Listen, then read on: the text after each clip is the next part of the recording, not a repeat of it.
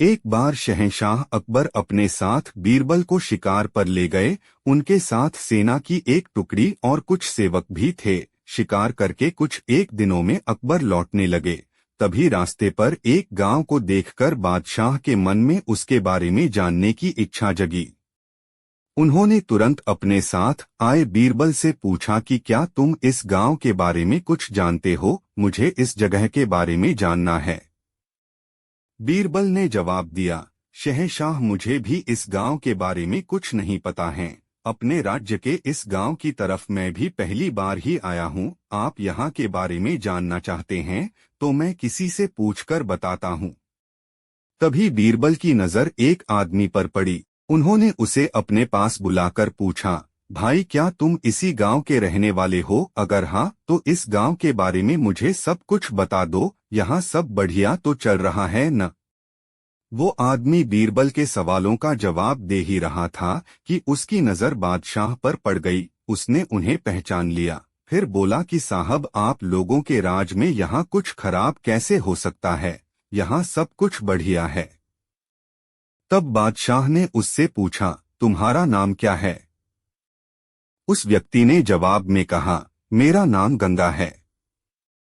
बादशाह फिर बोले, पिता का नाम?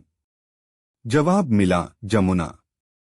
इतना सुनकर बादशाह ने पूछा कि फिर तो जरूर तुम्हारी माँ का नाम सरस्वती होगा। उसने कहा, नहीं हुजूर, मेरी माँ का नाम नर्मदा है। इन सभी बातों को सुनकर बीरबल को हंसी आ गई और उन्होंने मजाकिया अंदाज में कहा, बादशाह, अब यहाँ से आगे बढ़ना सही नहीं है। यहाँ सारी नदियाँ हैं, आपके पास नाव भी नहीं है, तो आगे मत जाइए। आगे बढ़ने के लिए नाव का होना जरूरी है, नहीं तो डूबने का डर बना रहेगा और यहाँ ज्यादा देर रुके तो सब कुछ बह जाएगा। बीरबल की यह बात सुनकर बादशाह को भी जोर से हंसी आ गई। वो व्यक्ति भी बीरबल का मजाक सुनकर मुस्कुराते हुए वहां से चला गया।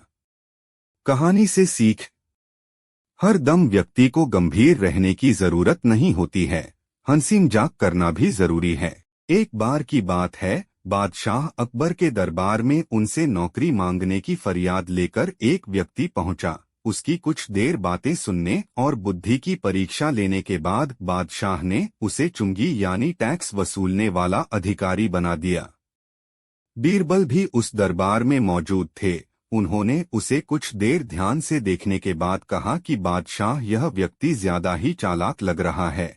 यह जल्द ही कुछ न कुछ बेईमानी जरूर करेगा। होते होते कुछ समय गुजरा और तब तक उस व्यक्ति ने टैक्स वसूलने का काम पूरी तरह संभाल लिया था।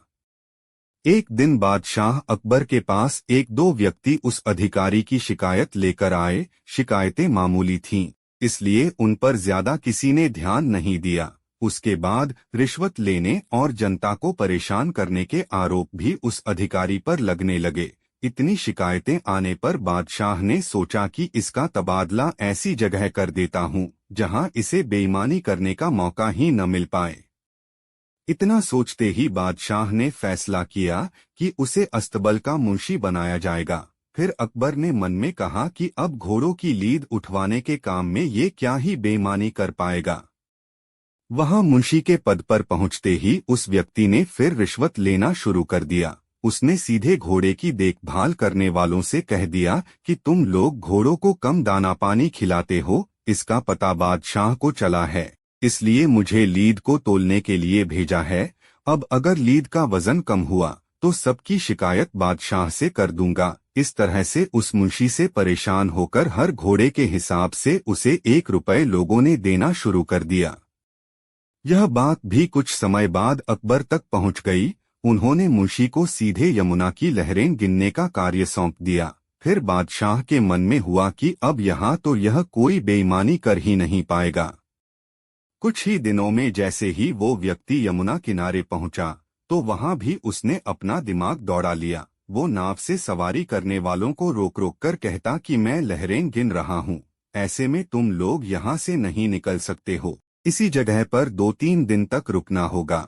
रोज रोज ऐसी बातें सुनकर नाव चलाने वालों ने अपने कार्य को जारी रखने के लिए उसे 10-10 रुपए की रिश्वत देना शुरू कर दिया।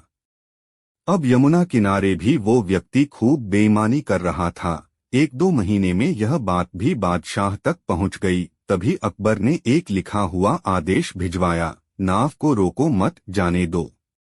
वो व्यक्ति चतुर था, उसने बादशाह के आदेश वाले पत्र को नावों को रोको मत जाने दो कर दिया था। इस थोड़ी हेरफेर के बाद उसने अकबर का आदेश वहां टंगवा दिया। आखिर में उससे परेशान होकर बादशाह ने उसे नौकरी से ही निकाल दिया। तभी बादशाह को बीरबल की बात याद आ गई कि ये आदमी बेईमानी जरूर करेगा। तब उनके मन में हुआ कि मुझे उसे पहली गलती में ही कठोर दंड देना चाहिए था।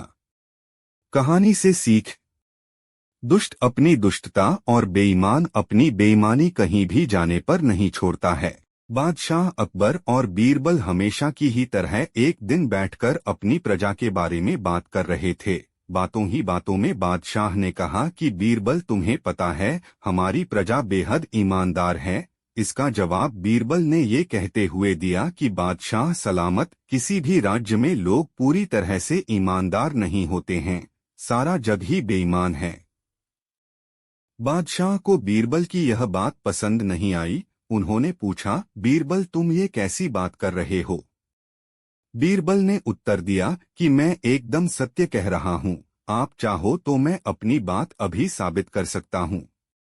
इतना आत्मविश्वास देखकर बादशाह बोले, ठीक है, जाओ तुम अपनी बात को सच साबित करके दिखाओ। बादशाह अकबर से इजाजत मिलते ही बीरबल पूरी प्रजा की बेईमानी बाहर लाने के लिए तरकीब सोचने लगे। उनके मन में हुआ कि लोग खुलकर बेईमानी नहीं करते हैं, इसलिए कुछ अलग करना होगा।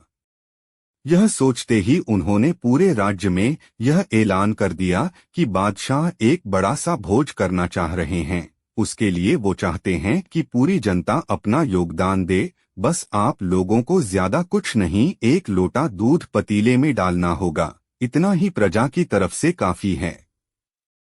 इस बात का ऐलान करवाने के बाद जगह पर 1-2 बड़े-बड़े पतीले रखवा दिए गए। इतना बड़ा पतीला और राज्य की जनसंख्या को ध्यान में रखते हुए उसमें लोगों ने शुद्ध दूध डालने के बजाय पानी मिला हुआ दूध डाला। किसी ने तो सिर्फ पानी ही डाल दिया।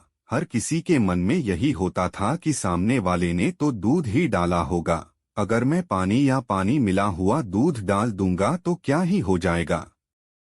शाम तक पतीलों में दूध इकट्ठा हो गया। बीरबल अपने साथ बादशाह अकबर और कुछ रसोइयों को उन जगहों पर ले गए जहां पतीले रखे गए थे। बादशाह ने जिस भी पतीले में देखा तो दूध नहीं, सिर्फ सफेद पानी ही दिखा। रसोइयों ने भी कहा कि महाराज, ये दूध नहीं है, ये सारा पानी ही है। इसमें मुश्किल से आधे से 1 लोटा दूध होगा, जिसकी वजह से इसका रंग हल्का सफेद है, वरना ये पानी से ज्यादा कुछ नहीं। इन सारी चीजों को देखकर बादशाह अकबर हैरान हो गए। उनके मन में हुआ कि मैं तो सबको ईमानदार समझता था, लेकिन बीरबल की ही बात सच निकली। उन्होंने बीरबल को कहा कि तुम ठीक ही कहते थे, मुझे हकीकत समझ आ गई है। इतना कहते हुए बादशाह, बीरबल और रसोइये वापस महल आ गए। कहानी से सीख। किसी पर भी अंधा भरोसा नहीं करना चाहिए। मौका मिलने पर लोग बेईमानी करने